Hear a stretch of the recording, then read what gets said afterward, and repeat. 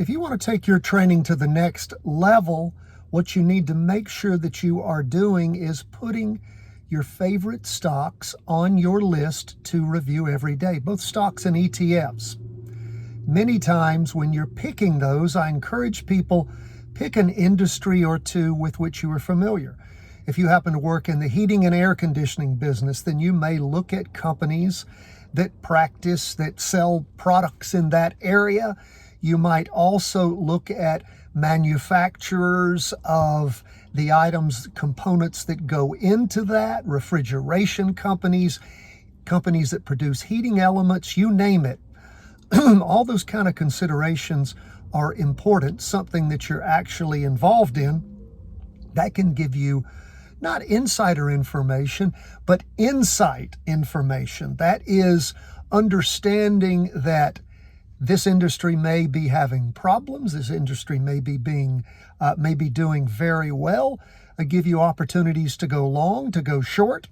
And of course, when you're looking at stocks to choose from, always choose liquid stocks, liquid ETFs. That means the bid and the ask is very close.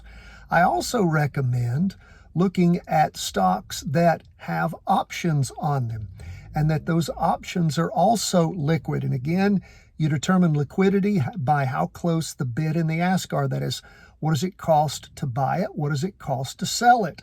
If it's a nickel or a dime difference between the same strike price and the bid and the ask, then it's very liquid.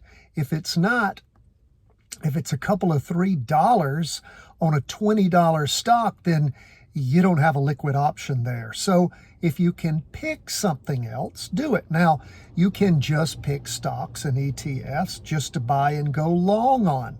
But again, that only gives you the opportunity to make money when it's going up. Now, if you have a big enough list, that's okay.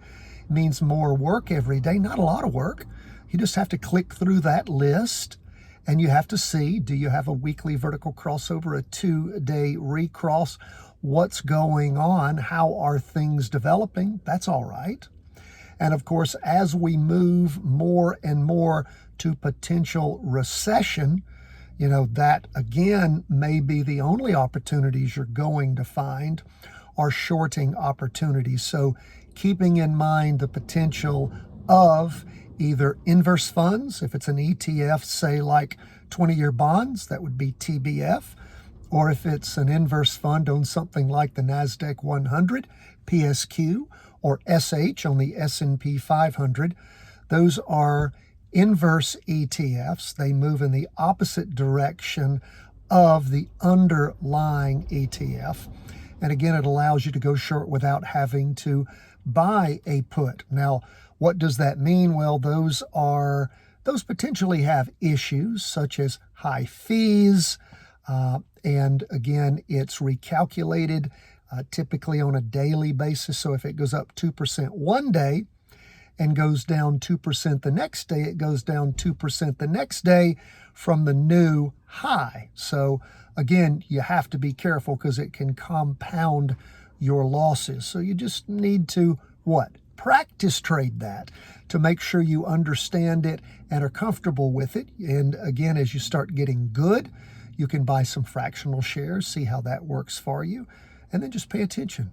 We learn by doing, on-the-job training, and there's nothing wrong with that. In fact, that is the best way to learn. And again, without real money, or if you're putting some money in, you're fractionally trading, which means very small dollar amounts, $100, a couple of shares of a $14 stock, whatever it might be.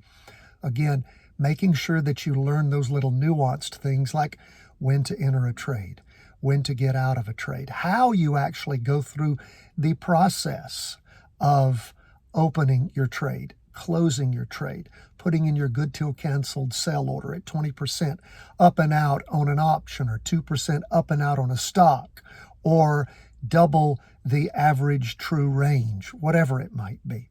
That's where we are, folks. Always love to hear from you. Don't hesitate to reach out to me anytime, cw@chartingwealth.com.